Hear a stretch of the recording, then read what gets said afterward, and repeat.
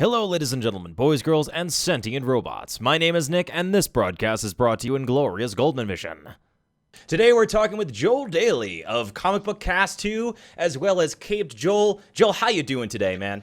I'm doing really good. Thank you for having me. It's been a really good day so far, and I'm glad I could be here with you for this. Most excellent, man. Cheers. I appreciate you giving us the time. I know that you were just working on a video. Can you give us like a little teaser of what you were just working on? Oh yeah, absolutely. I was firing out the final review for Spider-Gwen because Armin needed that right away to put it up on the channel, but also to put it all together for the whole complete story, seeing as that one was only like 5 issues. Right. Yeah, I actually just picked up all of Spider-Gwen. I just got paid by a client I was like fighting to get my money for. So finally I got it, and I popped over to the comic book store yesterday. I just picked up, like, I don't usually buy physical issues, but my girlfriend is really interested in comics now. So I picked those up. Yeah, what do you think about it? How's Spider-Gwen treating you? I dug Spider-Gwen a whole lot. I remember when I read the Spider-Verse tie-in with Spider-Gwen, both me and Armin are like, man, this tie-in issue was really, really good. I hope this gets its own series. And indeed, it got its own series. It didn't last long because then there was even a little bit in the back of the comic where they're like, hey guys, we know 5 issues wasn't a very long run, but everything ends in Secret Wars. But seriously, though, stick around, though, because we promised Spider-Gwen's not going anywhere. She turned out to be really popular. Right, right. I love the story. I love the concept that, like, Peter Parker is dead and she becomes the Spider-Woman, Spider-Gwen instead.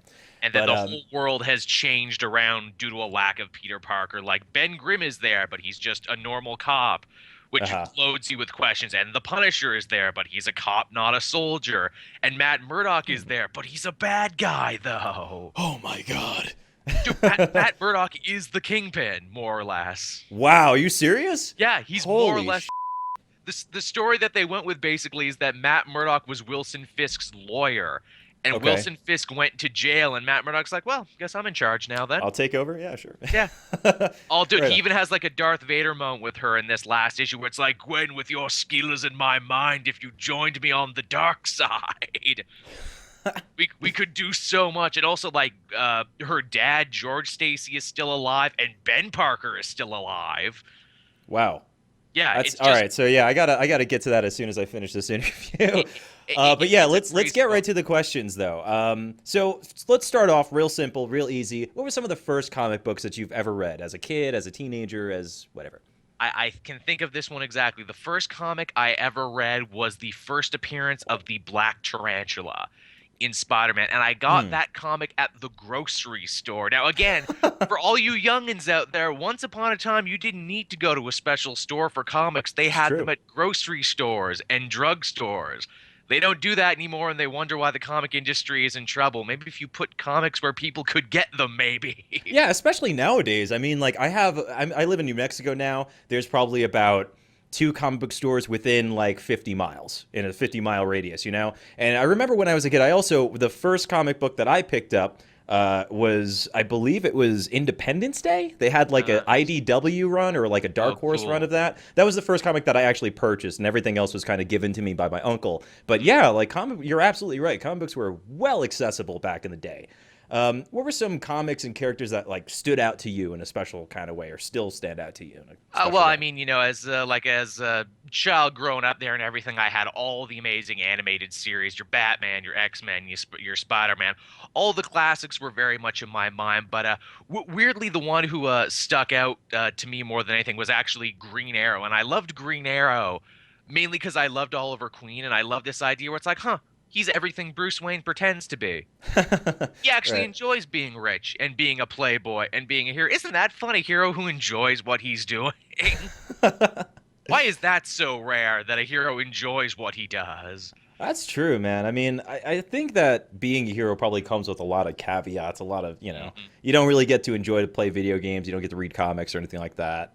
So that's probably a bummer. But I mean, I'll trade that for like being able to swing around and shoot people with arrows and stuff like that. That seems like a good time to me, man.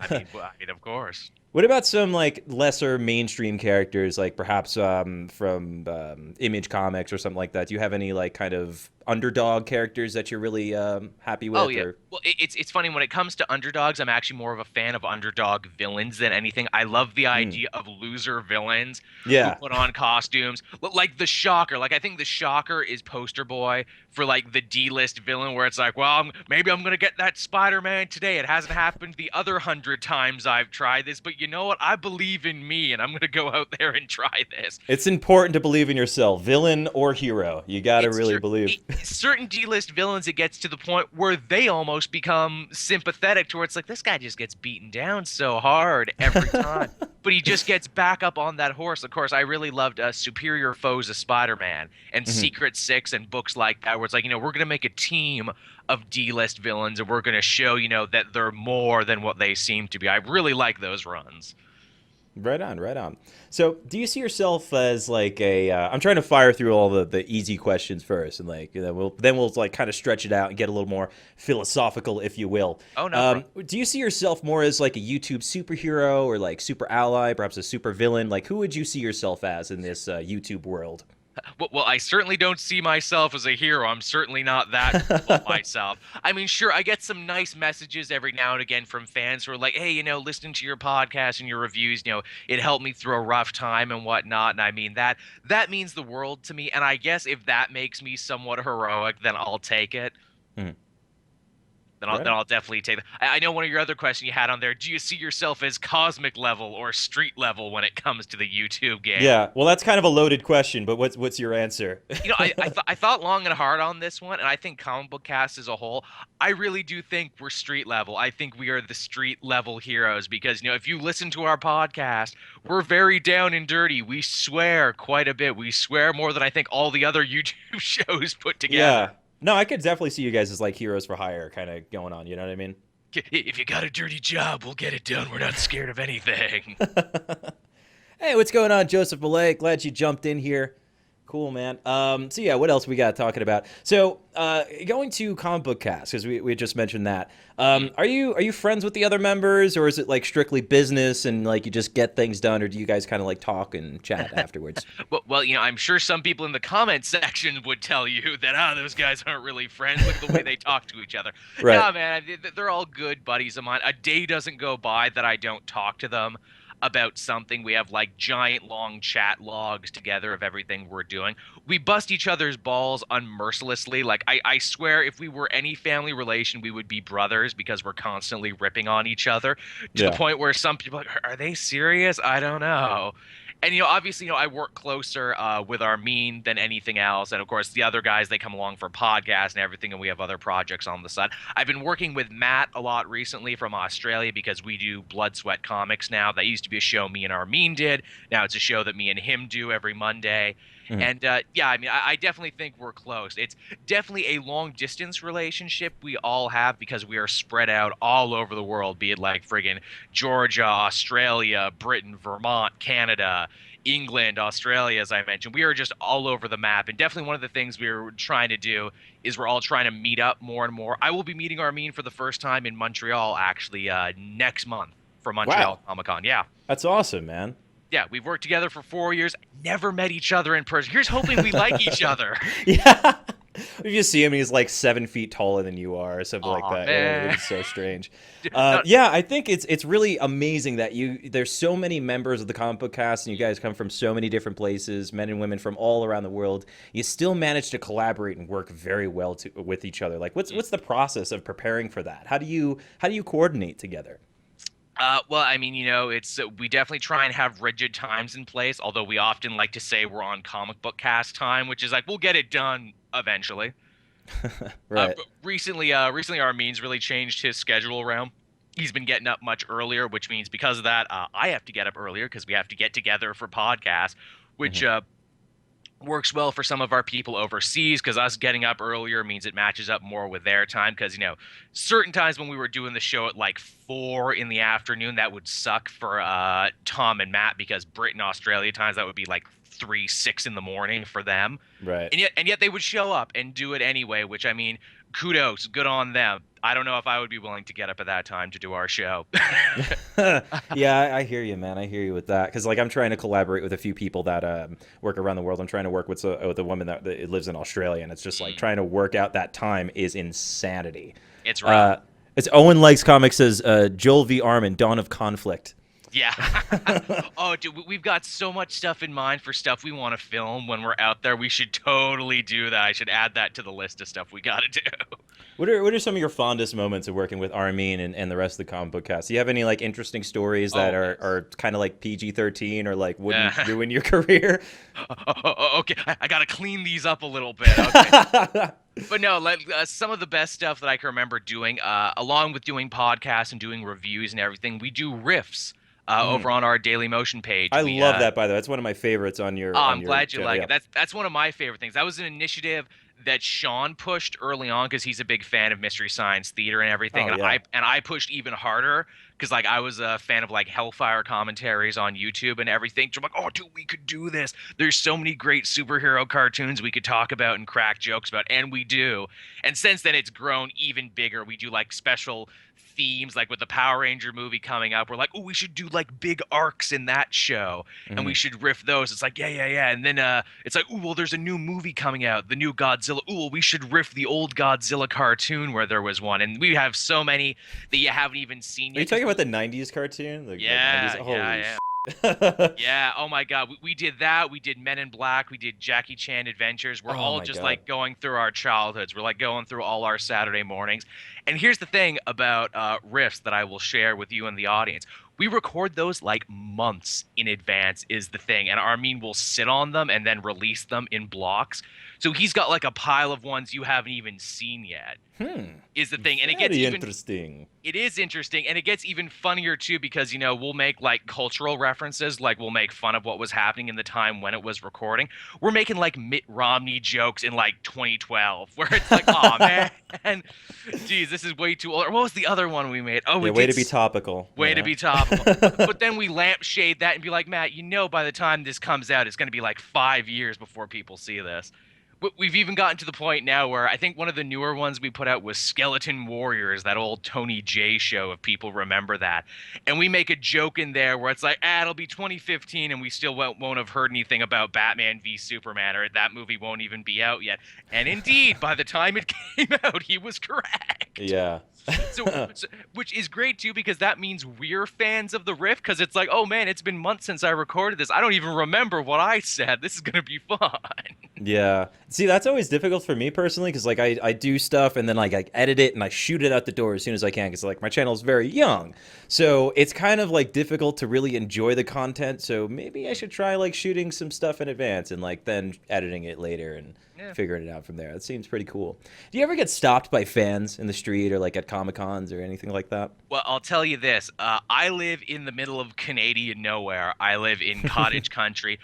You were talking about comic shops at the beginning of this. My nearest comic shop is 2 towns over. Oh, damn.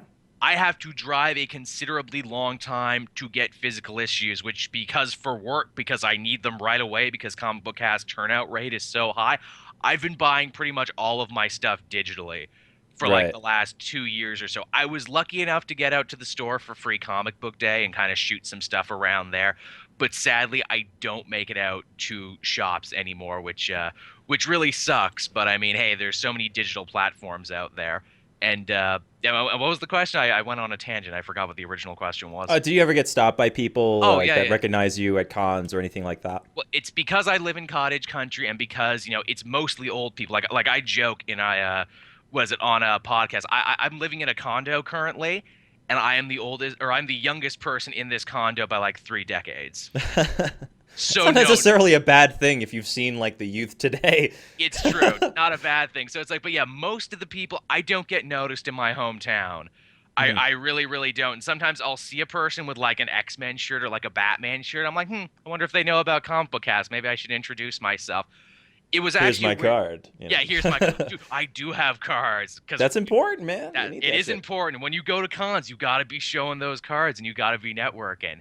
Yep. And the one time I did get noticed, and this was a great moment, it was last year at Fan Expo, which is like the big Toronto convention for everybody. It might be like the biggest convention in Ontario. I'm pretty sure it is. Hmm. I actually got to walk around there, and I very cleverly wore a comic book cast T-shirt to make sure people would know it was me. And And even like a that, sign, arrows over your head and stuff. it's me. I'm important. Pay attention to me. But yeah, so I got stopped by at least two people who recognized the shirt. But the one that I really liked was at the end of the day, and this guy was much younger, and he was actually with his mom. His mom brought him was the thing. Hmm. And I was sitting there talking to my camera guy, and I was literally on my way. And I'm like, well, I guess we got all the footage we got. We can leave now. We should maybe get some dinner on the way back. And this kid recognized me just by my voice. And Wow. that was such a sweet little moment. It's like, oh, and he was dressed like Doctor Who too, which was even funnier. Where it's like, oh, little Doctor Who recognized me. I feel good now. Right. Something similar actually happened to me yesterday. Like I have no fans whatsoever. I have some visionaries. I started calling them. Like I Oh, think there's nice, about 100 nice. people on there, and I'm waiting at the bus stop because I don't drive. I come from New York and I just moved down here, so like I don't have a car or anything like that. And Understand. I'm waiting at the bus stop, and this 10-year-old girl is like, "Hey, do you play games or something?" Like I forget how the conversation started. Oh no, her mom asked me what I do for a living because I was like, I work from home and this and that and the other thing. And I'm like, well, I make videos, and I also in my spare time I make YouTube videos. And the little girl goes, "Oh my God, I met a YouTuber!" And she's bugging the out, Aw. like losing her. She's taking my picture. Her mom is Oh, like, "All that's right, that's enough, nice. sweetheart." But yeah, it's kind of weird. I mean, when you got noticed by that kid, were you at first kind of like, this is a little strange, or were you just totally welcoming it? Well, I was welcoming because I'm like, dude, a fan is the thing. Because like I said, I live in the middle of nowhere. Right. No one recognizes me. And like everyone I went to high school with, because I went to high school here where I live too, Hmm. they all moved everywhere else is the thing. But I got to stay here because I take care of my parents and everything like that. Hmm. And it's just so funny to be like, man, I wonder if I lived in the city, would this happen more often? Probably, man. I think you'd be shocked. I mean, like whenever I'm moderating the weekly poll, like people are just always, "Where the is Joel? Where's Joel? Where's Joel?" They love you, man. The people I go know. crazy for you. I But know. they need to start watching your videos, man, on Cape Joel. Like you just started that up a little while ago, and I people got to did. go check that out. Well, it's funny because I had my main channel, the DVD Grouch, which is like, the name I use for everything. It's the name I'm saddled with now, unfortunately, Hmm. because it's what I started on the internet. Because, but back when the YouTube game started, I thought, ooh, I'll be one of those funny movie reviewer guys because, that's not a genre that's not backloaded as all hell. Well, what That's not. isn't nowadays, though, man? It's Like, true. yeah, It's go like ahead. Sorry. it's like that's not a thing that's been done to death. I'll do that. And the DVD Grudge is actually a name that I got in my Blockbuster days. Oh Actually, my God, dude. Did you yeah, actually work at Blockbuster? yeah. It's Wow, dude. it's true. It's a name I picked up from there because it was just like people would be like, "Is this good? Is this movie good?" And I, being typical internet cynical man, which is I'm just like, nah, man. And they would always come back and like, why you gotta be such a grouch about everything, Joe? I'm like, no, I am more than a grouch. I am the DVD grouch. And I'm like, ooh, The ooh, DVD Grouch, yeah. I'm like, that's my name. That's my name. And I Yeah. had this whole character plan. You can still see some of these videos on my DVD Grouch channel that's still up where it's like, ooh, I'll wear a tracksuit and I'll drink out of a flask, and that'll be my funny internet critic reviewer character guy, Hmm.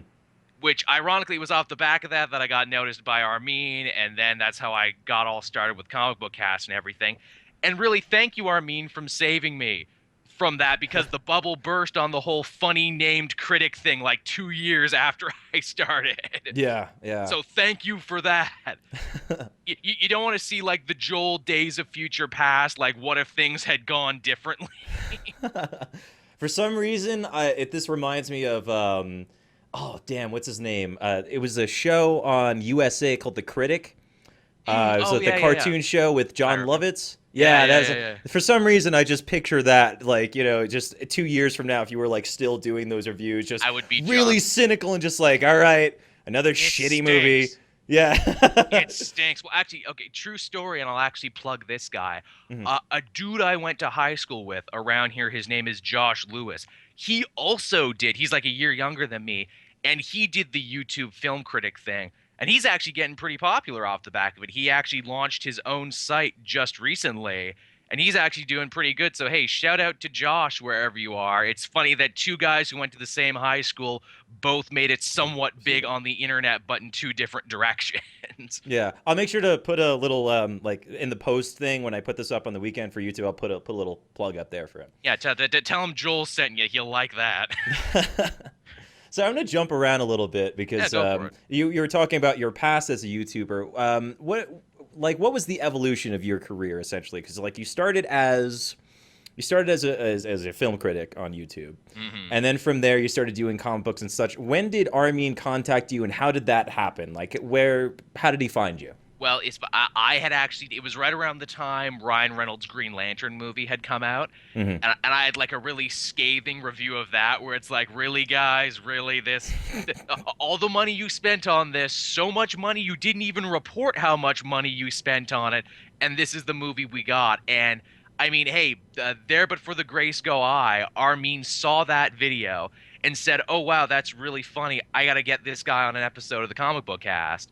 And I guested for one episode, really hit it off with all the guys on there, and flash forward 4 years after being a guest, and I just refused to leave.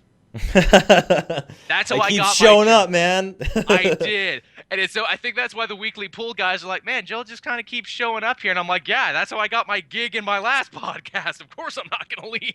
Right, right. What's it I like will working with the Weekly Poll guys? Like, how did that happen? Did they contact you, or did you contact them? they contacted me, and it's funny because apparently they had tried to contact Armin a bunch of times, but Armin was having like, friggin' email troubles at that time. So Hmm. a bunch of messages that they had sent had fallen on totally deaf ears, and I guess they had found me. It's like, oh, well, let's ask this guy then. He's affiliated, and from there, I'm like, yeah, of course, I would love to do something with the greater comic book YouTube community. And when I talked to them, we're like, yeah, just we had gotten so much radio silence for so long, we didn't know. Where it's like, does Comic Book Cast just not co-op with other people, or are they like those Let's Players where it's just all radio silence? And I'm like, no, no, not at all. We thought you were like that you never asked us to be in anything. Right, right. I And mean, now what is, that what is it like to be part of like so many different YouTube channels? I mean, we know that you do the weekly poll. We know that you do comic book cast too. We know that you have your own thing going on with Cape Joel, and you had the Mhm. DVD Grouch thing going on. Are you part of any other channels or any other networks? I occasionally guest on Comic Uno's Comic Frontline. I've been a guest on the Superhero Podcast show. Yeah, I do a lot of shows. I How do have you have time for all this? Well, I'm very lucky that in the place I am right now, I don't really work. I don't really work outside. Yeah, I work a hell of a lot, but I don't work what most people would consider a regular 9 to 5. Right, right, yeah. I don't go to school. I don't have a lot of family obligations where I'm kind of freed up. YouTube is my job and my main source of income. Hmm. So I'm able to concentrate to that in ways that the other guys on Comic Book Cast really aren't able to do because they have school and work and family obligations and other stuff. Heck, even Armin himself has a wife and kid, and yet he Right. still manages to do so much. I have more free time to kind of go, and I've kind of taken it upon myself. Like, we don't have official job titles at the Comic Book Cast, but I've kind of bestowed upon myself, oh, well, I'll be Mr. PR Public Relations for the podcast and the channel. I will just go out to anyone who wants to talk to me and kind of like, spread the gospel of the cast to any who want to hear it. Right on, man. And we're glad that you do that too, man. Yeah. Like you're the guy to do it, Like And you don't fuck up and say things that you're not supposed to say, but you don't necessarily go completely PC. So like it's it's true. just right, Well, It's it's just funny. the right amount of spice. There you go. Well, it's funny. Before we start here, I'm like, can I swear on this show? Because sometimes it slips out. I know I was on Nerd Sync's podcast, Hmm. and Scott, for the first time ever, I was bleeped on a show, and it was funny when I'm listening to it back. I'm like, hey, he bleeped me, but I'm like, well, I also said a bad word, so yeah, I kind of deserve to be bleeped. I bleep the post show. Like when I put it on YouTube and I put in all the graphics and stuff like that, I usually bleep it because I kind of find that bleeps make things funnier. Sometimes You know they what I do. mean? Sometimes a bleep is funnier than an actual swear word. It's odd how Yeah. that works. Yeah, yeah. I actually interviewed Sal, and when I interviewed him, I used blaster sounds from Star Wars in Oh, order to bleep nice. the curses, and it just worked really well. Well, It was it's very fun. it's funny you should mention Sal of like all those different weekly poll contributors and whatnot. I would probably say Sal's show is the one that reminds me most of a Comic Book Cast show because it's just kind of a bunch of people together shooting the I was gonna say, but You now I'm can. not. Go ahead, man. There, This, a yeah. bunch of people shooting the shit for long periods of time, and I'm like, oh man, this is kind of like a comic book cast podcast. Only Hmm. they don't swear as much. I jokingly said to Armin, where I'd say, hey, you think if we cleaned up and bleeped our stuff, we could reach a larger audience? Because those other guys play it pretty clean. Do you think that would be a big thing for us?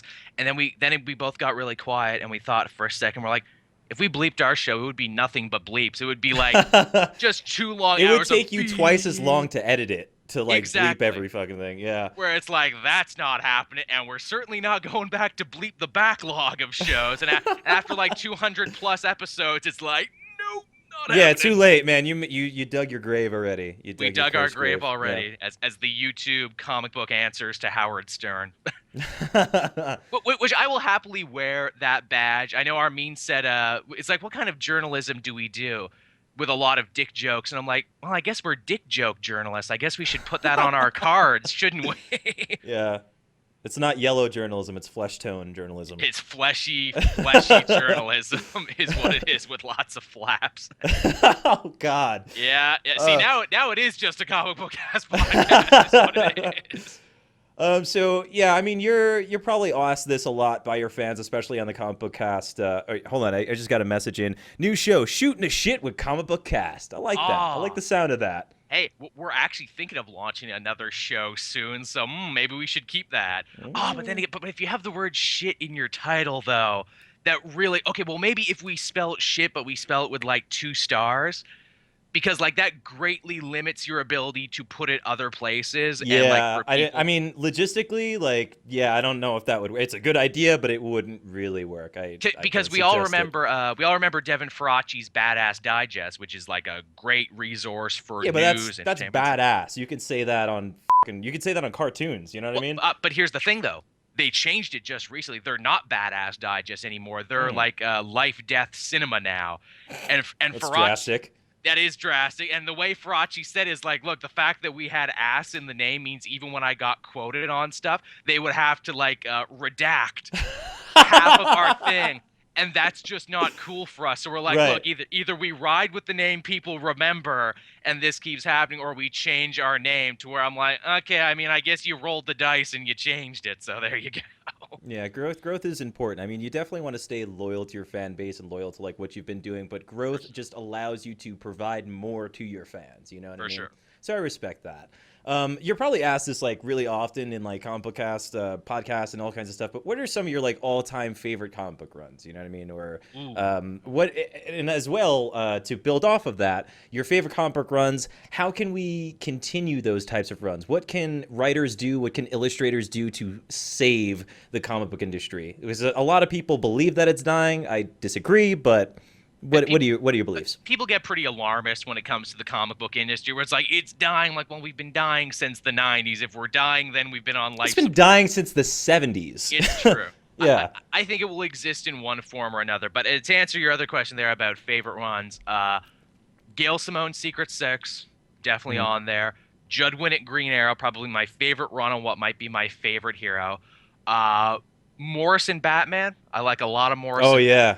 Yeah, man. That's just I want to collect that. I really don't like DC, but Batman, especially, yeah, they're like hell yeah, man. They, Morrison was f***ing rocking it. Yeah. they always put their big guns on that one. Hmm. Uh, Fraction Iron Man for like the Invincible Iron Man. Okay. I think a lot of people forget that one, but it's probably the best version of that one. Yeah. Brubaker Captain America, of course, Mhm. always standing really big there. Uh, was it well? I guess the Fraction Brubaker Iron Fist. I know a lot of people are like, "Hey, Iron Fist getting a show. What should I read?" You should read the Immortal Iron Fist. Is what you should read. You should read like all of that, and then you're good. Mhm. Bendis Daredevil. I've been crapping on Bendis a lot recently because of his X-Men run, and I don't like that, but I always fire back with like, no, but his Daredevil run was like one of the best Daredevil runs ever, They can't though. all be zingers, man. And I used to give Bendis a lot of shit as well. Like starting back with like Ultimate Spider-Man. I got some of Yeah. the first issues that came out. I'm just like, Green Goblin, what the are they doing to Green Goblin? You know, and I couldn't stand it. And then like some more stuff came out, but eventually like Bendis definitely redeemed himself with Illuminati. I loved Illuminati. I love some of the stuff he's doing nowadays. You know what I mean?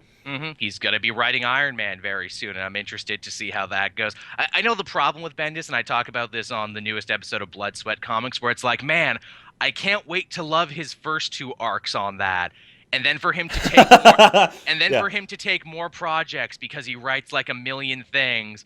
Then for him to get bored on Iron Man and then move on to exactly. other stuff, and then for it to go downhill. Yeah, it's just like spreading a tablespoon of cream cheese across three bagels. You know what I it, mean? it, may, It's it may be the best and they may be great bagels, but if they're spread too thin, they're spread too thin. Like I yeah, know, like the final straw for us for X-Men, because like we had been reviewing all of his X-Men books and then we stopped all at once, was like the ridiculousness with time travel where it's like, oh, we're in trouble, what do we do? Oh, well, hey, well, this Australian girl can travel back in time, she'll help us out. Or, oh no, we're in trouble, what do we do? Oh, magic will teleport us away. She does that like 5 times. yeah, They're in life-threatening situations, then boop, magic teleported them away. And I'm like, yeah. well, what's stopping magic from teleporting you from doing anything? You have destroyed my disbelief now. Yeah.